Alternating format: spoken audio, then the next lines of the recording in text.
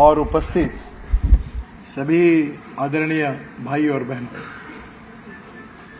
सबसे पहले चौपाल की इस योजना के अनुरूप आज जिन महिलाओं को ऋण वितरित हुआ है उन सबको मैं हृदय से बहुत बहुत शुभकामनाएं और शुभेच्छाएं देता हूं और वो निश्चित रूप से यशस्वी होगी ऐसा विश्वास व्यक्त करता हूं। चौपाल का कार्यक्रम जो है वो मेरे लिए भी मन से बहुत ही पसंदीदा कार्यक्रम है, क्योंकि इसकी शुरुआत जब हुई तब पहले कार्यक्रम में भी शरीक होने का मौका मुझे मिला और स्वाभाविक रूप से इस कार्य की संकल्पना से मेरा भावनात्मक संबंध भी रहा है। विद्यार्थी परिषद का कार्य करते समय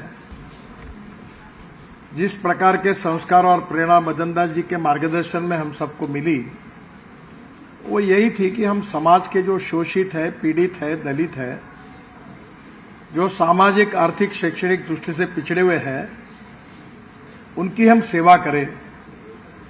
जिन लोगों को रोटी, कपड़ा और मकान नहीं है, जिस दिन उनको रोटी, कपड़ा और मकान मिलेगा उसी दिन हमारा कार्य पूरा होगा। ये पंडित दीनदयाल उपाध्याय जी का सामाजिक आर्थिक चिंतन अंत्योदय के रूप में प्रसिद्ध है और यही बात हम सबको पढ़ाई गई और इसलिए मैं वैसे राजनीति में हूं, पर मैं राजनीति से ज्यादा सामाजिक सेवा का काम ही करते रहता हूं। और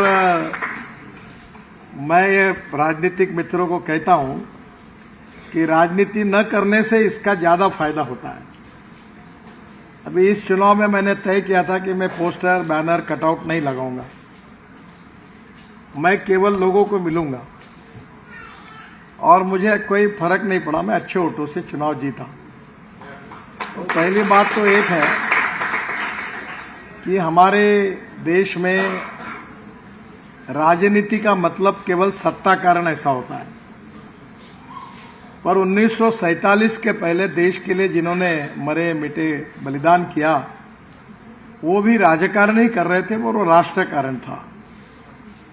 तो हमारे विचार परिवार में 3 बातें कही जाती है कि राजकारण का मतलब केवल सत्ता कारण नहीं है, समाज कारण, राष्ट्र कारण और विकास कारण। और मेरा ये अनुभव है कि मैं भी अब करीब 30, 40, 35 साल से काम कर रहा हूं और अनेक उपक्रमों को चलाता हूं और इस समय हमारा टर्नओवर 2,500 करोड़ रुपए है। तो कल आज मेरे पास आउटलुक करके एक अंग्रेजी मासिक है, उसके संपादक और सब आए थे, तो मैंने उनको एक ऑर्गेनिक साड़ी दी जिसका कॉटन ऑर्गेनिक था, सूत सोलर पर था और साइजिंग, ब्लीचिंग, कैलेंडरिंग पूरा सोलर पर हुआ था और प्रिंटिंग जो था वो फ्रूट्स और वेजिटेबल के कलर का था। और फिर मैंने उनको एक गालीचा बना के हमने बनाया, हमारे इसमें बनता है, वो दिया, जो रेडीमेड गारमेंट की जो कतरन होती है उससे बना हुआ था। तो जब ये उनको दिया तो मैंने उनको पूछा इसकी कीमत क्या होगी। तो जो मुख्य संपादिका थी आउटलुक की, उन्होंने दोनों की तरफ देखा और कहा ये 10,000 से कम नहीं होगी। तो मैंने कहा बहन जी ये 400 रुपए में बनता है और 500 रुपए में हम बेचते हैं। अब 1500 महिलाएं वो काम कर रही है। प्रश्न यही है कि हम अक्सर ये कहते हैं कि मनसा सततम स्मरणीयम, वचसा सततम वदनीयम, लोकहितम मम करणीयम। और मदन दास जी विशेष रूप से जब विद्यार्थी परिषद के संगठन मंत्री थे तो अक्सर एक बात को कहते थे कि politics is a instrument of socio economic reform. सामाजिक आर्थिक परिवर्तन का राजनीति एक प्रभावी उपकरण है और इसलिए समाज में जो संवेदनशीलता है कि हमारे समाज के जो गरीब है, असहाय है, उनके प्रति एक भाव, संवेदनशीलता का भाव हमारे मन में होना चाहिए। सोशल कॉन्शियसनेस, सोशल रिस्पॉन्सिबिलिटी और सोशल सेंसिटिवनेस ये व्यक्ति के अच्छाई का लक्षण है। एक बात जरूर है कि विवेकानंद जी ने यह कहकर रखा है कि no philosophy can be taught to empty stomach. खाली पेट को कोई तत्वज्ञान सिखाया नहीं जा सकता, पर जब हमारा पेट भरने के बाद, हम व्यवस्थित रहने के बाद, फिर कहीं ना कहीं हम समाज के प्रति, समाज के शोषित पीड़ित व्यक्ति के प्रति हम संवेदनशीलता का भाव रखकर सोचे, यही भाव हम सबके मन में विशेष रूप से हमारे विचार परिवार के कारण और मदन दास जी जैसे प्रचारकों के कारण निर्माण हुआ, और इसी के कारण हम लगातार इस क्षेत्र में काम कर रहे हैं। मुझे एक घटना ऐसी हुई कि अक्सर आजकल टेलीविजन में विदेशी टेलीविजन की कंपनी भी कभी कभी इंटरव्यू करने के लिए आती है। तो मुझे एक बीबीसी का इंटरव्यू हुआ था और उन्होंने मुझे पूछा कि आपके जीवन में सबसे अच्छा काम कौन सा हुआ है। तो उनको लगा मुझे बहुत टनल बनाए, एक्सप्रेस हाईवे बनाए, रोड बनाए, और जब मैं मुंबई में था तो मुझे वहां भी एक्सप्रेस हाईवे, समुद्र में वर्ली बांद्रा सीलिंग आप जाते होंगे, 55 उड्डान पुल, वो बनाने का सौभाग्य मुझे मिला था। तो मुझे उनको लगा कि मैं इनमें से कुछ बातें कहूंगा। तो मैंने उनको कहा कि मेरे जीवन में मैं मंत्री बनने के बाद मुझे सबसे अच्छा काम करने का कोई मौका मिला तो 1.5 करोड़ लोग ऐसे थे जो आदमी आदमी को ढोने का काम करते थे। साइकिल रिक्शा थे या अपने पीठ पर कभी कभी बोरा डालकर लोग उसको लेके जाते थे। तो उस समय पहली बार मैंने तय किया कि हमारे देश में मैकेनिक्स ड्रिवन ई रिक्शा आएगा। उसका मैंने आईआईटी के साथ बैठकर स्टैंडर्ड निश्चित किया, और ये जब आया तो सुप्रीम कोर्ट तक मामला गया, क्योंकि ये कंपनी का ये पार्ट, वो कंपनी का वो पार्ट डाल के वो सस्ता हुआ रिक्शा। तो कंपनी वालों ने ऑब्जेक्शन लिया, हम सुप्रीम कोर्ट तक लड़े, और जब वो कानून आज पूरी तरह लागू हुआ तो देश में 1 करोड़ लोग जो साइकिल रिक्शा चलाते थे या आदमी अपने कंधे पे रिक्शा रख के आदमी को धोने का काम करता था, वो प्रथा बंद हुई, और आज कोई बोरा भी उठाकर अपने पीठ पर नहीं रखता है। हमारे समाज में आज अनेक समस्या है, सामाजिक विषमता है और आर्थिक विषमता है। एक बात का जिक्र हम अक्सर करते हैं कि कोई भी व्यक्ति उसकी जात, पंथ, धर्म, भाषा से बड़ा नहीं होता, व्यक्ति उसके गुणों से बड़ा होता है। और दूसरी बात, इस समाज में सामाजिक समता के साथ हम अस्पृश्यता, जातिवाद का निर्मूलन करके हम आर्थिक समता को भी प्रस्थापित करें। और ये आर्थिक विषमता है, ये भी बहुत बड़ी समस्या है। और इसलिए जब अभी हमारे कश्मीरी लाल जी बात कर रहे थे, वो बांग्लादेश की जो ग्रामीण बैंक की बात कर रहे थे, उनका नाम है मोहम्मद यूनुस।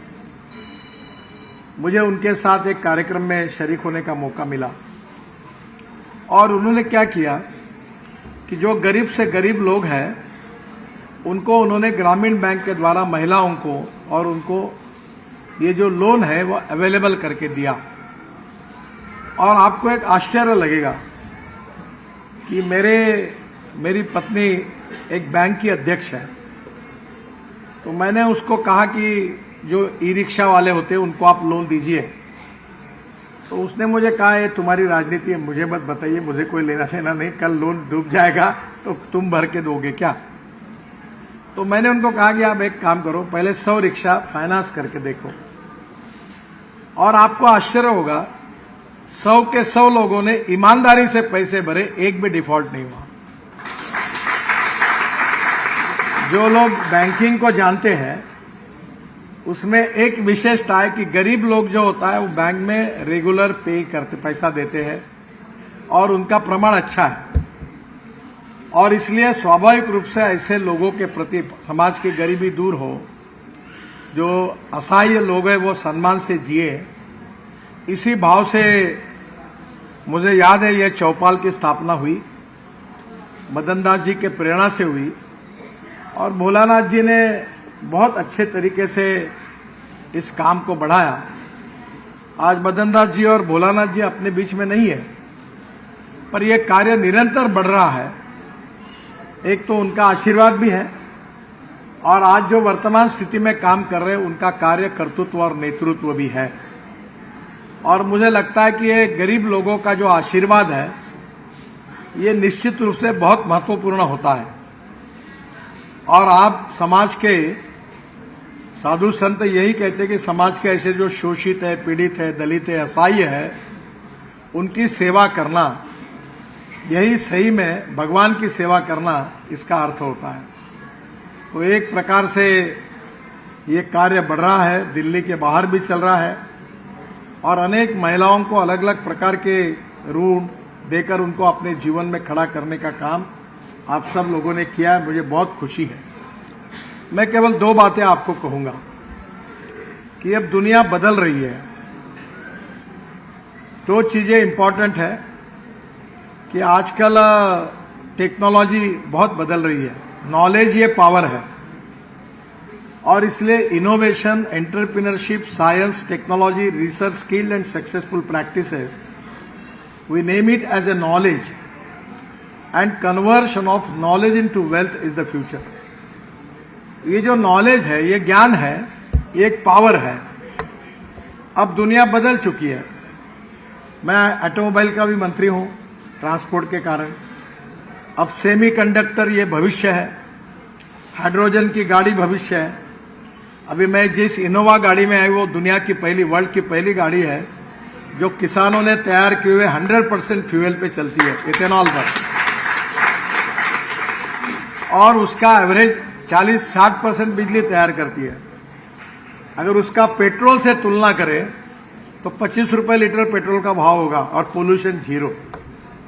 अभी किरण जी मुझे पूछ रही थी, मैं दिल्ली में आने के लिए बहुत डरता हूं। दिल्ली ने पोल्यूशन के सब रिकॉर्ड तोड़ दिए और इसलिए यहां रहने के बाद शायद कुछ लोग, आप लोग रेजिस्टेंस आपका बड़ा है, पर यहां 3 दिन रहने के बाद तबीयत खराब हो जाती है। तो मैंने बहुत सीरियसली लिया है। मैं दिल्ली के आजू बाजू में 70,000 करोड़ रुपए के रोड प्रोजेक्ट कर रहा हूं ताकि दिल्ली को ट्रैफिक जाम से मुक्ति मिले। और एक यमुना के भी शुद्धिकरण का काम करने का सौभाग्य मुझे मिला काफी। मैं दिल्ली की सरकार को 6,000 करोड़ रुपए दिए। और सबसे बड़ी बात है, मैं दिल्ली को ज्यादा जानता नहीं हूं। शायद इसी रोड से आगे गाजीपुर है ना, वो कचरा का पहाड़ है, तो मुझे वो बार बार खलता था। तो अभी उसकी ऊंचाई जो थी वो मैंने 7 मीटर कम कर दी और वो पूरा कचरा 80 लाख टन ये UR2 और दिल्ली मुंबई एक्सप्रेस हाईवे के अंदर डाल दिया ताकि दिल्ली प्रदूषण से मुक्त हो। तो एक प्रकार से अब उसमें ऐसा है कि no material is waste and no person is waste. It is depending upon the appropriate technology and appropriate vision of the leadership that you can convert waste into wealth, knowledge into wealth and waste into wealth। ये स्वदेशी का ही विचार है। अभी जो कचरा हमने segregate किया तो उससे प्लास्टिक निकलता है। शायद आपको मेरी बात पर विश्वास नहीं होगा तो मेरे यहां आ जाइए आप।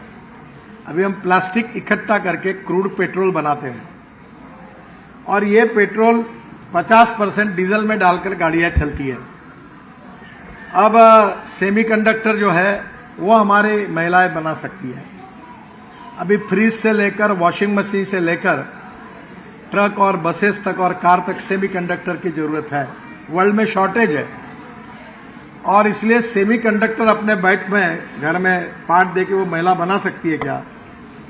तो बदलती हुए टेक्नोलॉजी के परिप्रेक्ष्य में हमें न्यू टेक्नोलॉजी जो घर में बैठकर ऐसा काम कर सकती है वो अगर ढूंढेंगे तो प्रॉफिट ऑफ मार्जिन भी बढ़ेगी। और इसलिए मेरा अनुरोध है कि गुलाल, अगरबत्ती ये तो अच्छा ही है, पर अब हमारी कॉमन टेक्नोलॉजी का उपयोग करके हम ऐसे असहाय लोगों को कुछ दिन ट्रेनिंग देकर ऐसे कौन से प्रोजेक्ट कर सकते हैं, इसको जरूर सोचना चाहिए। मेरे पास इसकी बहुत जानकारियां हैं पर आज इतना समय भी नहीं है, मुझे कैबिनेट के मीटिंग को जाना है। मैं जरूर आपको सहयोग करूंगा, क्योंकि मैं अपनी खुद की लेबोरेटरी और खुद के प्रयोग करते रहता हूं, और जो प्रयोग करता हूं उससे बहुत पैसा भी निकलता है।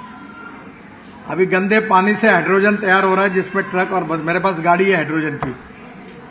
अब आने वाले समय में काफी टेक्नोलॉजी बदलती जा रही है। हमारे यहाँ जो पुराने कपड़े हैं उसको बहुत सुंदर रखकर उसको सिलाई करके और साड़ियां रखने के लिए अच्छी बैग बनाई लोगों ने। उसके लिए अनेक चीजें ऐसी है कि जिसकी एक्सपीरियंस वाली कोई अच्छी प्रशिक्षित महिला इनको ट्रेनिंग दे, और ट्रेनिंग देने के बाद उसका वैल्यू एडिशन और ज्यादा होगा।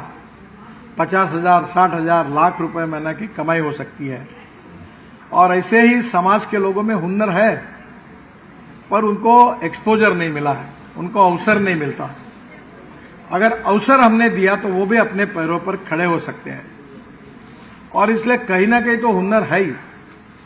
मैं बड़ा खाने के बारे में बड़ा शौकीन हूं, तो मैं कोविड के कार्यकाल में मैं थोड़ा सा किचन में भी गया और मैंने बहुत रेसिपी बनाई। आपको पता नहीं होगा, मैं अपने YouTube पर मुझे 4.5 करोड़ फॉलोअर और मुझे 2.5 से 3 लाख रुपए महीना मिलता है। लोग उसको देखते थे।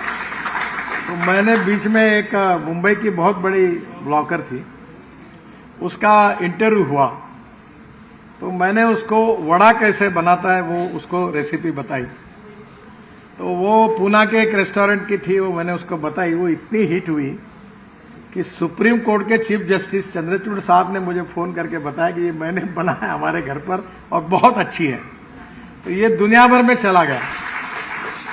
तो ऐसी चीजें होती है कि गली में भी आपको पता है कि कोई चांदनी चौक में पराठा बनाता है, उसका पराठा ही चलता है।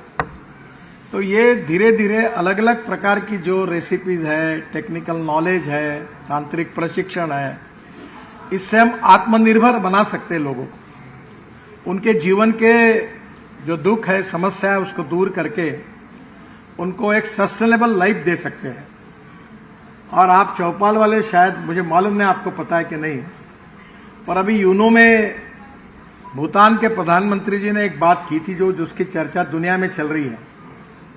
उन्होंने कहा था कि डोमेस्टिक हैप्पी ह्यूमन इंडेक्स, यानी सुखांक, और हम समाज में हर घर में ये सुखांक का नंबर बढ़ाना चाहते हैं, सस्टेनेबिलिटी का। और ये करना होगा तो जो हमारे गरीब है, शोषित है, पीड़ित है, दलित है, वो समाज का एक अंग है, और उनके लिए हमने मदद करना और उनको जीवन में यशस्वी रूप से अपने पैरों पर खड़ा करना, ये भी भगवान की सेवा करने जैसा प्रमुख कार्य है। और इसी की प्रेरणा मदन दास जी ने दी, भोलेनाथ जी ने उसमें बहुत अच्छा काम किया। मुझे याद है कि पहले कार्यक्रम के पहले राजकुमार भाटिया जी, भोलानाथ जी मेरे पास आए थे, और मैंने उनको कहा था कि बिल्कुल आप इसको अच्छे तरह से करिए, यही करना चाहिए। और मुझे बहुत खुशी है कि आज इतने सालों के बाद भी ये वृक्ष के रूप में इसका रूपांतर हुआ, और अभी भी काम जोरों से चल रहा है। और इसलिए वर्तमान काल में चौपाल को चलाने वाली जो जनरेशन है, जो पदाधिकारी है, जो नेतृत्व है, उसको भी मैं हृदय से बहुत बहुत धन्यवाद देता हूं, उनका अभिनंदन करता हूं। और निश्चित रूप से इस काम के लिए जो महत्वपूर्ण बात है कि जो लोग मदद कर रहे हैं सामाजिक दायित्व के भाव से, तो संवेदनशीलता के भाव से, तो जिनको मदद कर रहे हैं या हम ऋण के रूप में दे रहे हैं, वो जितने महत्वपूर्ण है, उतना इस काम के लिए मदद करने के भाव से सामाजिक सेवा के रूप में जो दे रहे हैं, वो भी उतना महत्वपूर्ण है। ये दोनों ही जो समाज के घटक है, उन दोनों को भी आपको सहयोग करने वाले घटकों को मैं बहुत बहुत शुभकामनाएं, शुभेच्छाएं देता हूं। मुझे 6 बजे कैबिनेट की मीटिंग है, उसके लिए जाना था। आज मेरा स्वास्थ्य भी ठीक नहीं था, सब कार्यक्रम कैंसिल हुए, पर मैंने कहा था कि मदन दास जी का कार्यक्रम है, इसमें चौपाल के मैं जरूर आऊंगा। और मुझे बड़ा सौभाग्य मिला कि आपके साथ शरीक होने का और मदन दास जी को भी अभिवादन करने का। मदन दास जी की आशीर्वाद हम सबको, चलो जलाए दीप वहां जहां अभी भी अंधेरा है। तो जहां जहां अंधेरा है वहां विकास का प्रकाश निर्माण करने की प्रेरणा सतत देता रहेगा। इसी विश्वास के साथ आप सबको बहुत बहुत बधाई, धन्यवाद, नमस्कार।